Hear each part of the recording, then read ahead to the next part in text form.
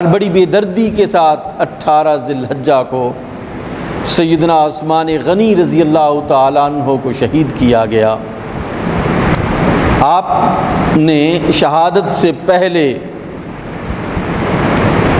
ان بلوائیوں کو خطاب کرتے ہوئے فرمایا تھا، یاد رکھو کہ جب سرکار نے اعلان نبوت فرمایا تو میں چوتھا شخص تھا جس نے اسلام کو قبول کیا،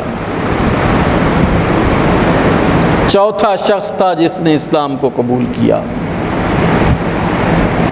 آپ نے فرمایا کہ اللہ نے اور رسول نے مجھے یہ اعزاز عطا کیا کہ یکے بعد دیگر نبی کی 2 بیٹیاں میرے حرم میں آئیں۔ کسی صحابی کو رسول اللہ نے یہ اعزاز عطا نہیں فرمایا تھا، اسی لیے آپ کو ذوالنورین کہا جاتا ہے، 2 نوروں والے سیدنا عثمان غنی رضی اللہ تعالیٰ عنہ۔ آپ نے فرمایا میرا تیسرا اعزاز جو اللہ نے مجھے عطا کیا کہ میں نے جاہلیت کے دور سے لے کر آج تک کبھی بھی گانا بجانا نہیں کیا، کبھی بھی گانا بجانا میں نے نہیں کیا۔ اور آپ نے 5ویں بات کہی کہ میں نے کبھی زندگی بھر برائی اور غلط کام، نادرست کام، اسلام کے خلاف کام کرنے کی کبھی میرے دل میں تمنا اور خواہش بھی پیدا نہیں ہوئی۔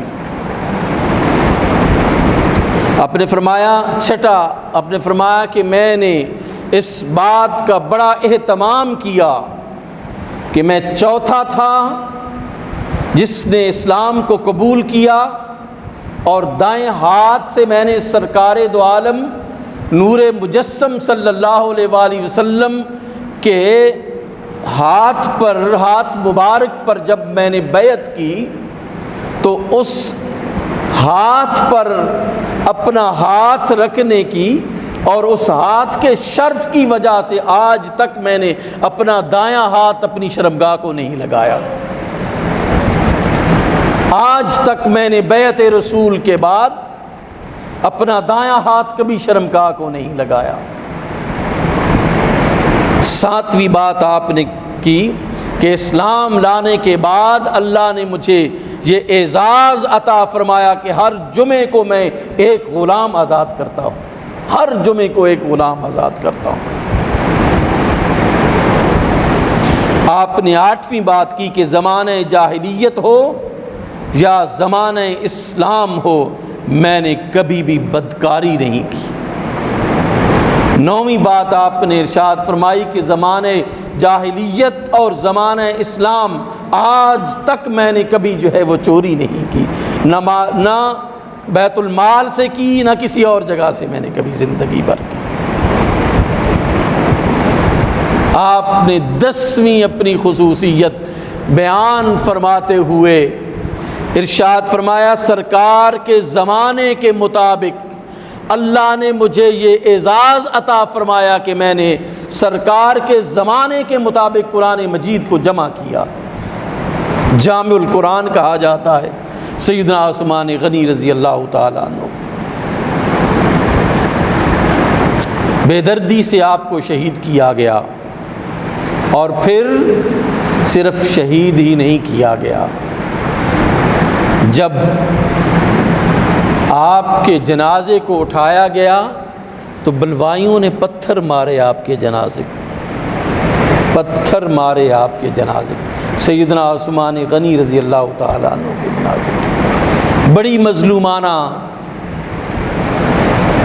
شہادت ہے سیدنا عثمان غنی رضی اللہ تعالیٰ عنہ کی۔ اور جب بھی 18 ذی الحج آج کا دن آتا ہے تو سیدنا عثمان غنی رضی اللہ تعالی عنہ کی یاد، آپ کی فیاضی، آپ کا رسول اللہ کی ذات کے ساتھ انس اور رسول اللہ کا احترام کرنا سیدنا عثمان غنی رضی اللہ تعالیٰ عنہ کا یاد آتا ہے۔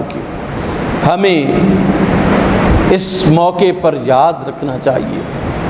دیکھیں ان کی شہادت پر سیاست نہیں چمکانی چاہیے۔